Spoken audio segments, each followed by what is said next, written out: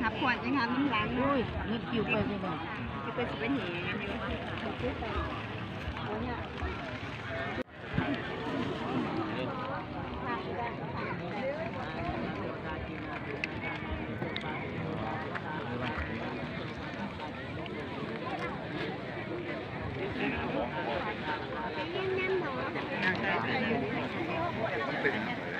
ไปหนึ่งที่หนูไปมันเดินงามด้วยได้ที่ดูใส่กระน้องใช่โอเคเนี่ย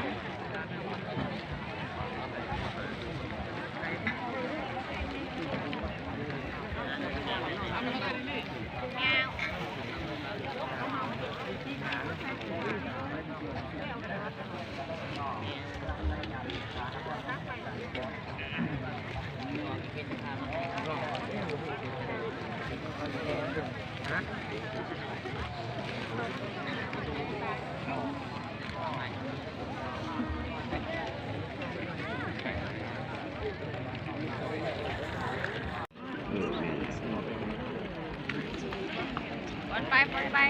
เอาคนน้ำกันเอาคนน้ำกันแน่นะ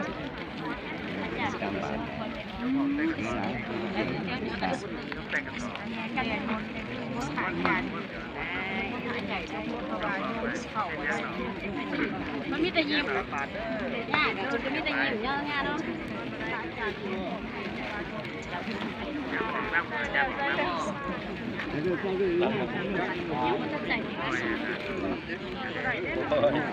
หลังตึ้งอยู่ล้ำเอ้าก็ต้องไม่ได้ใส่หรอกอยู่กันเหรอ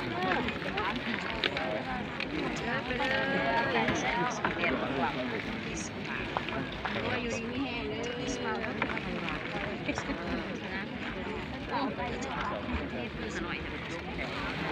ตะโกนโต๊ะไปมาเลย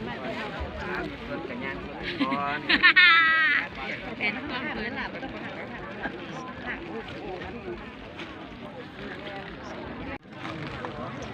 น้องอยู่ใกล้เลย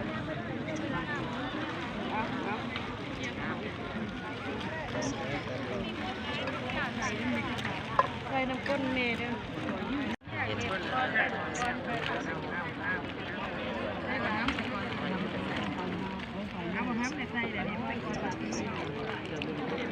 เอาไหนลองก้อนเลยหวังกันเอาตัวไหนกันไหน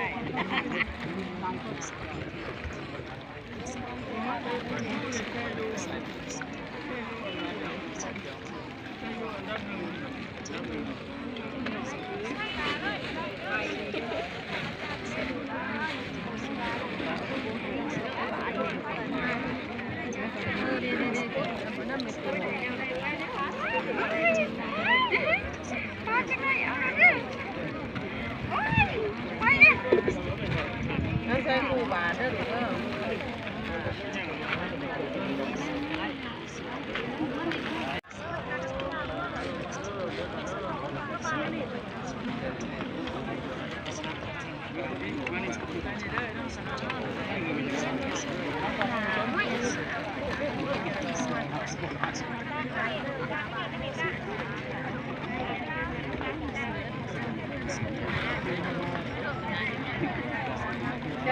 เพราะว่าให้แบบปีกายในวันไทยอยู่วันไร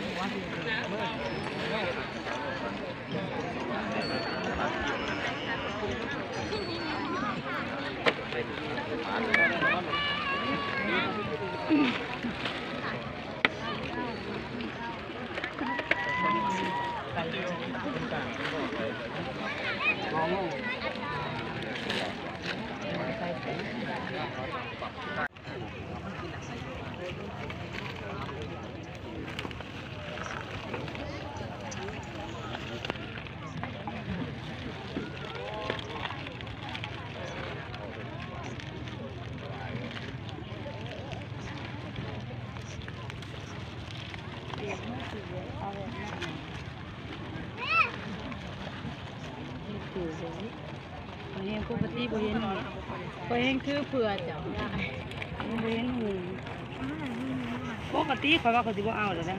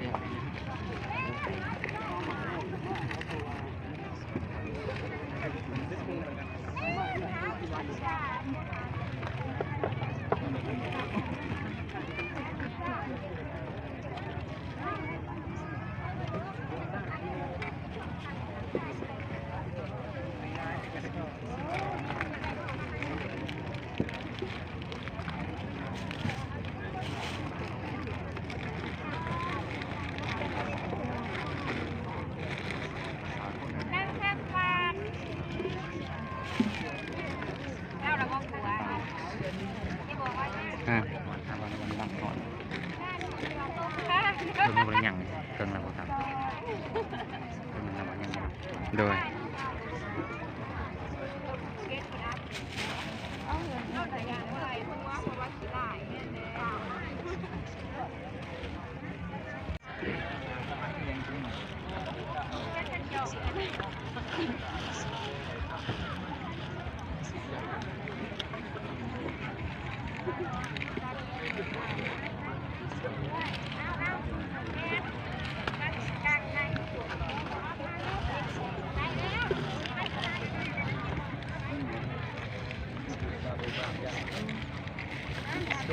เล่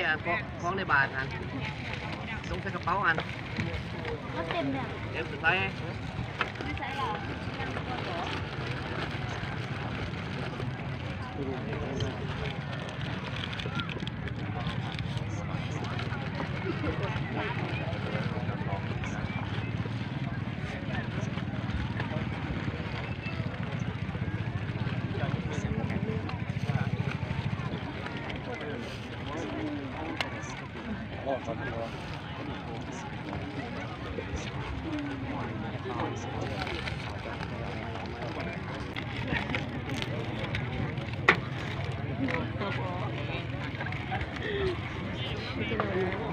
เอาแต่อะไรมันก็ทำให้เป็น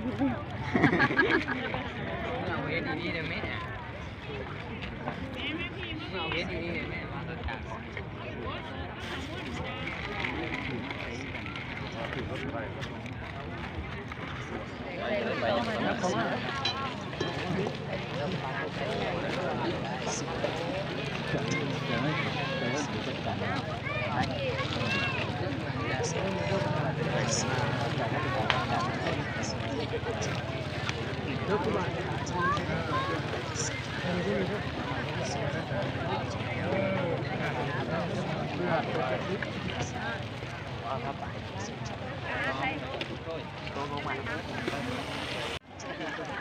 ก็ต้องกองยางงามกัน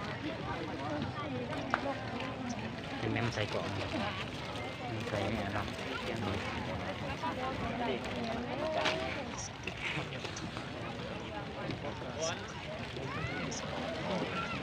ค่อยๆเข้ามาหน่อยอายุค่อยๆพอแล้วเข้ามาเอา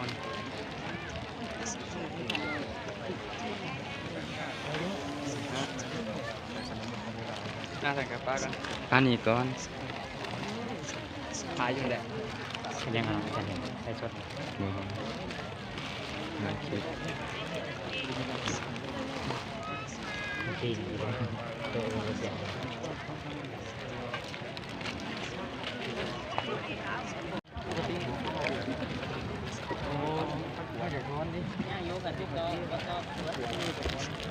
การถ่ายรูปก่อน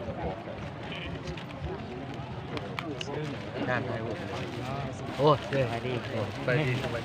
ให้มันเห็นเนาะนี่อย่างละวะจะได้ถ่ายเด้อถ่ายรูปวะลอยเป็นเดินลอยยิ้มงามดีว่ะลอยโอเคเรื่องบ้านเนาะลอยกำลังเห็นเนาะเนาะแจ้งเอาไว้แม่อาจจะปักเก้วัดกันเนี่ยวะด้วยดูปักเก้ขนาดอยู่ธนวัฒน์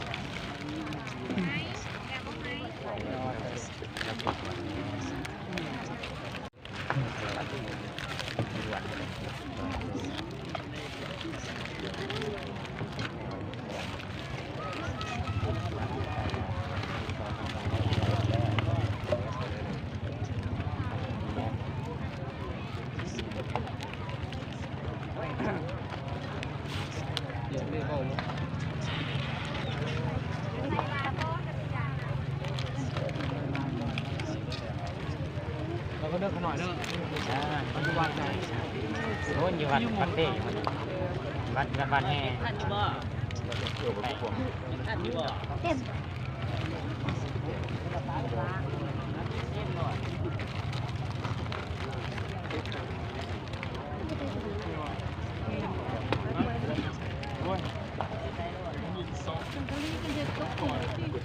สังกะรีจงผมที่สังกะรีเลยลูกปลา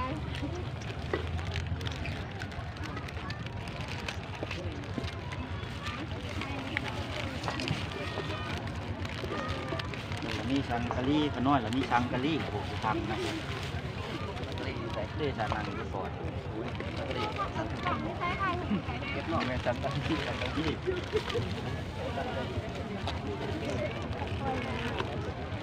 เก็บผักก็ได้แก่เลยเฮ้ยยิ้มนะโอ้ยวัดอ่ะ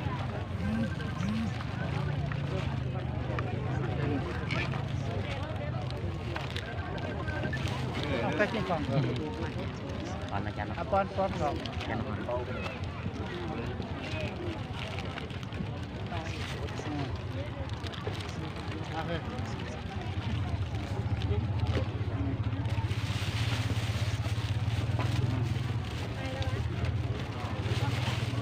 นี่ผีปากเลยล่ะ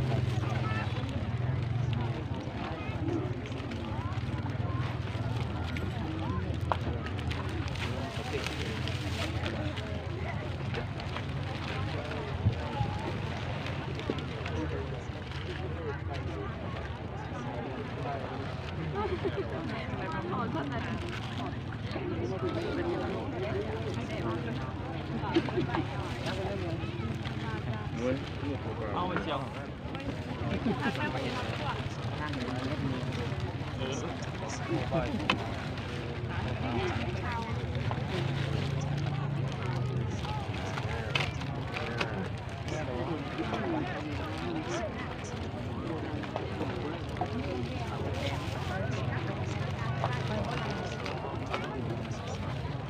ชั่วโมงไปจะที่เกินเกินแล้วนะชั่วโมงตั้งแต่โมงก็วงมาจากแล้วนะ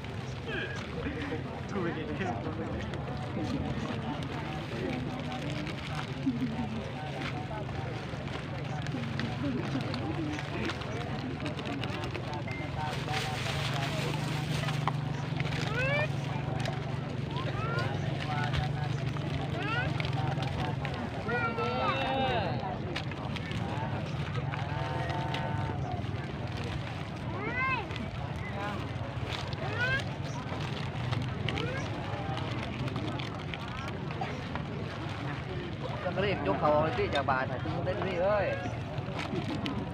ทำไมลูกทำไม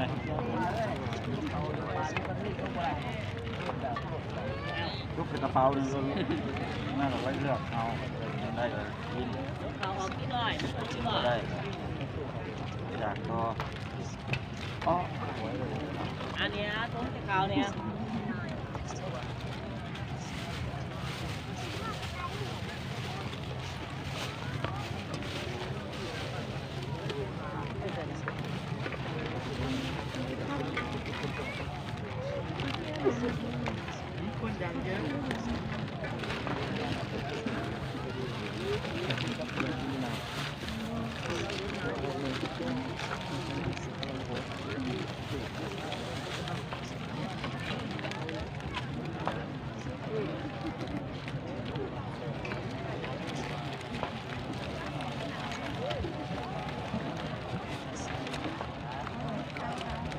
ได้แล้วเขาคนที่